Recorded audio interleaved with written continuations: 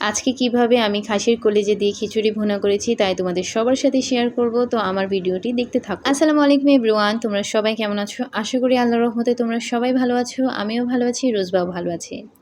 আজকের ওয়েদারটা একদম ঠান্ডা ঠান্ডা আর সকাল থেকে অনেক বৃষ্টি পড়ছে আজকে প্রায় 3 দিন যাবত। তো ভাবলাম যে খিচুড়িটা আসলে রান্না করেই ফেলি। আর বাংলাদেশের ট্রেন্ড তো হচ্ছে বৃষ্টি পড়লে হচ্ছে খিচুড়ি খাওয়ার জন্য ক্রেভিং ওঠে সবার। তো যাই হোক, আজকে হচ্ছে খিচুড়িটা তাই রান্না করব। আর রুজবাকে একটু বারান্দায় নিয়ে এসেছি। তো আমি সবার প্রথম হচ্ছে একটা পাতিলে হচ্ছে তেল আর পেঁয়াজ দিয়ে দিয়েছি। তো পেঁয়াজটা লাল হয়ে যাওয়ার আগ পর্যন্ত আমি একটু ভেজে নেব। আর সাথে হচ্ছে লাল চাল আর হচ্ছে মসুর ডাল আর কাঁচামরিচ, লং, এলাচি, দারচিনি সব কিছু নিয়ে নিয়েছি। আর ভালো করে ধুয়ে হচ্ছে এগুলোকে ভাজা ভাজা করার জন্য অপেক্ষা করব। আর ভালো করে নাড়াচাড়া করে ভেজে নেব যাতে পানি না থাকে একদমই। পরিমাণ মতো লবণ দিয়ে দিয়েছি, হলুদের গুঁড়ো, মরিচের গুঁড়ো, আদা রসুন জিরা বাটা দিয়ে দিয়েছি 2 চামচ। পরবর্তীতে আমার শাশুড়ি আম্মু বলেছে আর 2 চামচের প্রয়োজন, তো আমি দিয়ে দিয়েছি। আবার ভালো করে হচ্ছে মিক্স করে হচ্ছে আলু কুচি দিয়ে দিয়েছি। আপনারা চাইলে চারকোনাচ্চা ভাবেও কেটে নিতে পারেন।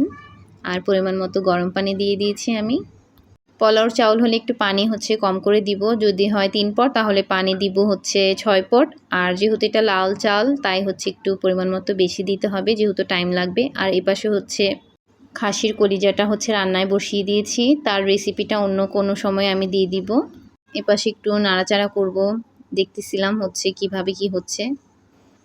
চালটা একটু দেখিয়ে দিচ্ছিলাম তোমাদেরকে।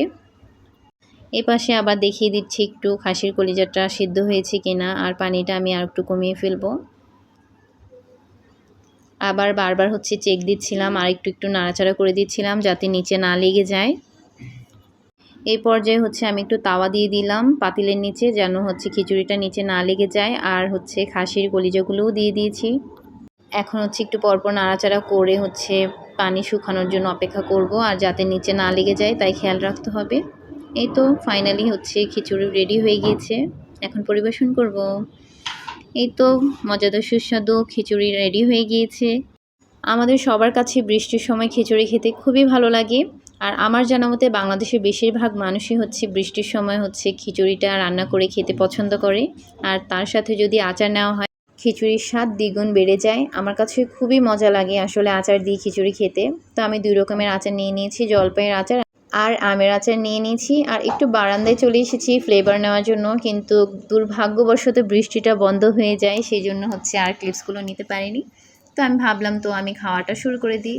আর যদি বৃষ্টি পড়তো জানালার পাশে বসে খেতাম তাহলে এটার মজাটা আরও বেশি বেড়ে যেত। একটা জিনিস মিস করছিলাম, এই খিচুড়ির সাথে যদি হচ্ছে একটা মজু থাকতো তাহলে অনেক মজা লাগতো। তো যাই হোক, কিছু করার নেই। এপাশে হচ্ছে আমি কাঁঠাল ভেঙেছি আর আম কেটে রেখেছি, রুজবাকে খাওয়াবো, আমরা সবাই খাবো। আর রুজবার আব্বু হচ্ছে ডেজার্ট এনেছে, তো দেখি কি ডেজার্ট এনেছে। এই তো সানা মিষ্টি আমার অনেক পছন্দ। আর হচ্ছে রুজবাকে একটু খাইয়ে দিচ্ছিলাম, ও খেতে চাচ্ছিল না।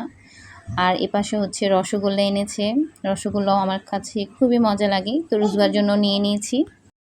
আর গাইস এটা হচ্ছে রুজবার জন্য তুলেছি, যদিও হচ্ছে খায়নি। তো আমি হচ্ছে প্রথমেই বিসমিল্লাহ করে খেয়ে নিলাম। তো গাইস আমি ভিডিওর একদম শেষের দিকে চলে এসেছি। আমার ভিডিওটি দেখতে থাকুন, দেখতে দেখতে ভালো লাগা ভালোবাসা হয়ে যাবে। আর ভুল ত্রুটিগুলোকে ক্ষমাসুর দৃষ্টিতে দেখবে। তো আজকের মতো এখানে বিদায় নিচ্ছি, আল্লাহ হাফিজ।